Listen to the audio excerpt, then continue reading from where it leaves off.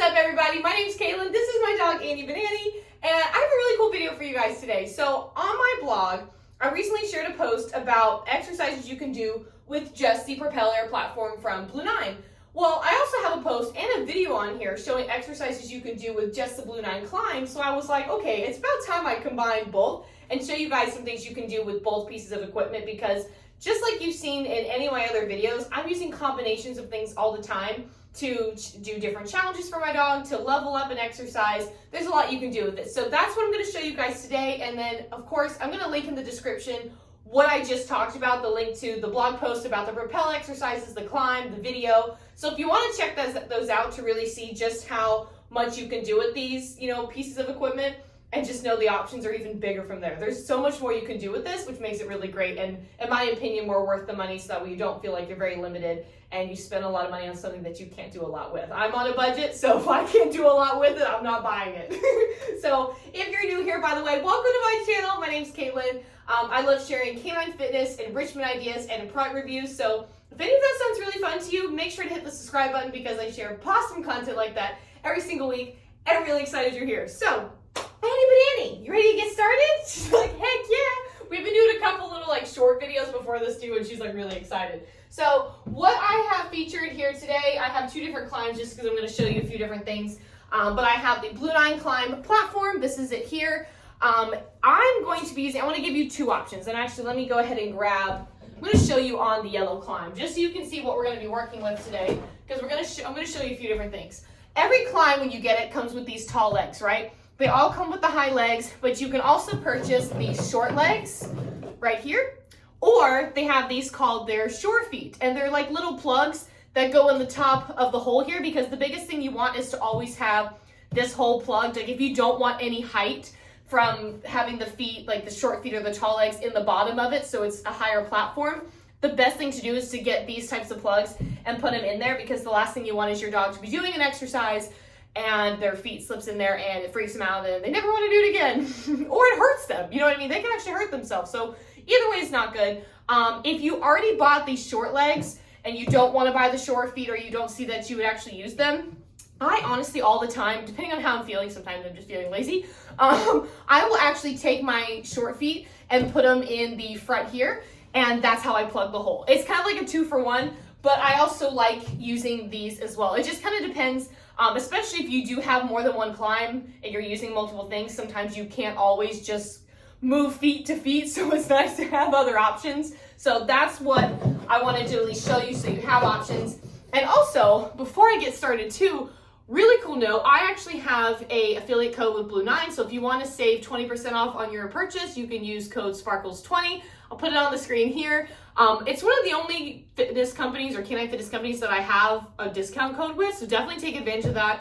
I love Blue-9. I've been using them for years, and I love using the KLIMB and Propel in particular, but mostly I love using the KLIMB because I think a lot of people don't know just how versatile this thing really is, and I do way more than just canine fitness on it. It's really cool. So I'm also I have their traction mat. I prefer to use that on their KLIMB every time I'm doing any type of fitness training. They have a decent surface on the KLIMB, but like for me, I have a dog, or I have both my dogs, girl, and they get very excited during their training.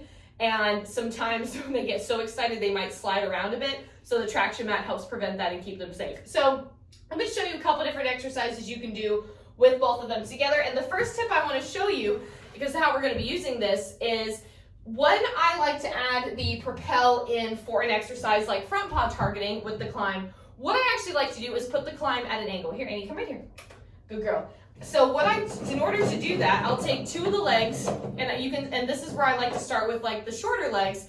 You do half on the bottom and half on the top, and this creates a slight angle, because anytime you do anything with your dogs, you're always starting on a very low level, you're always starting on a stable object, and you're always starting flat. You're never doing anything at an angle or incline until your dog is strong enough to do that. That is always a very important tip I like to share, because it matters. You don't ever want to do something that's going to wear your dog out because it's too hard for them currently. Not saying it's going to be too hard for them in the future, but where they're at right now, it is. Just like, if you were lifting 5-pound weights, you're not going to jump up to 50. we're not there yet. It's the same concept. So what I'm going to be doing is I'm actually going to be putting the Propel on top of the KLIMB here, and I'm going to go around and have Annie go into, no, we're not doing rear feet yet. She will put her back feet on anything. If you check out any of my videos, she loves rear paw targeting on anything. I can't even do her cool down sometimes when I'm trying to like back her up or something without her trying to find something. I have to put all the equipment away.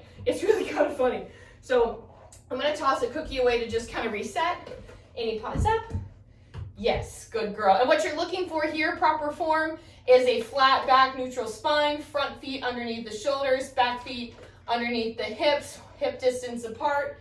And you always want to kind of reward high. If you reward low, you're going to create that roached back. If you reward nice and high, you're keeping your head in a nice neutral position. Annie off.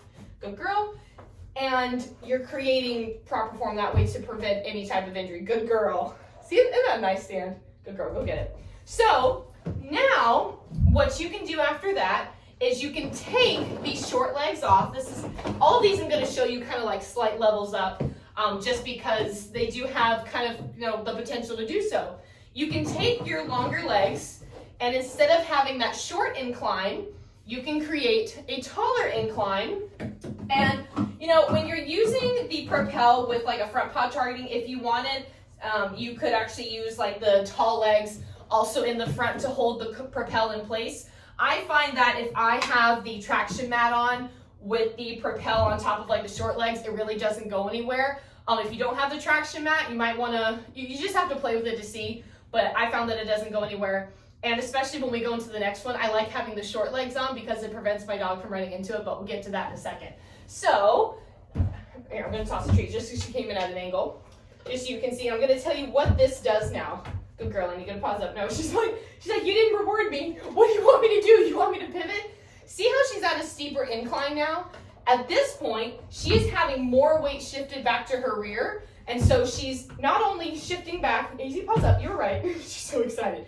She's shifting more weight to her rear, but she's also having more of a stabilization challenge for her shoulder muscles. And so she's trying to make sure that she can stand equally on her front feet while pushing weight back to the rear and strengthening everywhere. So it's a really nice exercise, good girl, Annie, for kind of all of that. And now, actually, I'm going to keep this here because we can start here, but I'm going to sit over here so she doesn't try to kill it when I tell you what we're about to do. So you can take this same exact concept, and we're going to do it with rear paw targeting. Now, the difference between front and rear paw targeting is when your dog's rear feet are elevated, that weight shift is going to the front, so their shoulders are getting the brunt of it. And if you didn't know, dogs actually carry 60% of their weight in the front. Their head and chest are the heaviest parts of their body, and 40% in the rear, in the back. And so we want to be strengthening that hind end at all times to kind of try to shift some of that weight back and take a load off, but we also want to make sure the front is strong enough to hold all of that weight that is naturally there in the way our dogs are built. So if you're doing what I'm about to show you, the rear paw targeting exercise, I'm going to keep it on the highest level just because Annie knows how to do it. But the biggest thing is you want to make sure your dog is strong enough to do that. You need to be looking for signs of fatigue. One of them is going to be improper form. One of them is going to be shaking or wobbling. If you notice any of that in your dog, you need to rest your dog and you need to take an evaluation of the exercise you're doing to make sure it's not too hard at this current time for your dog to be doing. So I'm going to keep this here, and you come, and your feet, good girl. So again, what you're looking for is you want that nice neutral flat back. Sometimes I actually get down here just so that way I don't like lift too high because I don't want to do that because that's going to make her sit. Feet, good girl. And Annie off, good girl. I didn't want to hold that one for too long because it is a harder exercise. No, off. One thing that you can also do too, as you can see that she likes to laterally step onto it, that's also a really good indication if your dog has a really good rear paw targeting cue. If they can kind of go from like left to right or step onto it, that means they have a good foundation of what you're asking. And Annie's a really good demonstration of that. My other dog Diesel is not, but Annie's good at that. And that's just a fun way for you to also kind of play with. You can do that on the flat and test it, but I just noticed she did that and wanted to just explain what that means and why she did it. So Annie off. So now the last exercise that I want to show you, sorry, but Annie, I think the leg just got her, is I'm going to put this back on the lowest level setting. And again, if you want to do that, you can either use the short feet plugs like I showed you in the beginning, Or you can take these short legs here and plug them into the top, and because I've been playing with this with like the different angles and stuff like that, I'm just going to do that and just plug them in that way. And also another little pro tip here too, sorry Banani, she's so excited. Whenever you're doing anything with the combination of these together, especially when you're adding inflation into an exercise, you want to always gradually add in inflation. You don't want to start on the highest level of inflation and ask your dog to stand on it, because it's kind of like, you know, when you go to an actual gym and you're on like a BOSU, say you've never done it before, you're not going to take the most inflated like BOSU ball to try to like balance. You got to work your way into it, or you're not going to do the hardest exercise on it. You're going to slowly build up your strength. Any off? It's kind of the same concept. You don't want to add too much too soon, because especially if they're not used to being on a lot of unstable surfaces, you could freak them out. And again, they could get, or if they get too excited, they get slipped. There's a lot that goes into that, but that's just a really important pro tip. Anytime you're adding any type of inflation type of canine fitness equipment, just to have that kept in mind. So the last one I'm going to show you is a fold down to stand. And what I'm going to do is combine stable and unstable. I'm going to have her back feet on the KLIMB, her front feet on the Propel, and I'm going to ask her to do a fold down to stand. I'm going to go ahead and reset her there. Good girl. Pause that feet. And she kind of knows the drill of this. I actually think I have that too far away. Good girl. I can ask her to come forward, but it's fine. Good girl. Come. Pause that feet. Fold down. You cheated. Touch hold. Here, I want to reset her again. That was a really bad stand. She kind of did her bow-legged. Pause that feet. Fold down. Yes. Good girl. All right, wait. So what you're looking for here in a proper fold down to stand, and the fold down, you want to see how her legs are tucked right at her sides. You want that. You want a flat back. And then when they go up to stand, reward high. Good girl, fold down. She knows this. She's like, Mom, just give me the cookie. Touch hold. You want her to stand. The goal is for the front feet not to move. Pause up. Good girl. I'm going to reset her. She's a little like far back on this, but it's fine. We've been doing a couple other videos, so I'm trying not to like do too much so I don't fatigue my dog. Let's go ahead and reset. But what you're looking for there too is if the front feet do move, just know that it is normal for that to happen, especially in the beginning or just at times. Any off, fold down, because some dogs, when they're trying to figure out and stabilize themselves, especially when you're adding in something like the Propel here, sometimes they might want to shift a little bit if they're adjusted, if they don't feel like they have it. But the goal is to keep their front feet stable. If you do see that your dog is moving their front feet a lot, or say they move 1 foot, Annie sometimes likes to move 1 foot. If your dog is okay with you touching their feet or handling them or anything like that, you can just slightly hold their foot as they go back into it, and that can help keep their feet down. You can also take like a baking sheet and create kind of like a little barrier. You're not like pushing into them by any means, but just creating that wall to be like, no, our feet stay here. Or you can also grab like some cavaletti cones and a pole and kind of create a barrier that way, so they like walk up to it and they kind of have to go back against it. If you saw in the exercise too, she's like, I'm not done. That's the best one you did. All right, touch hold.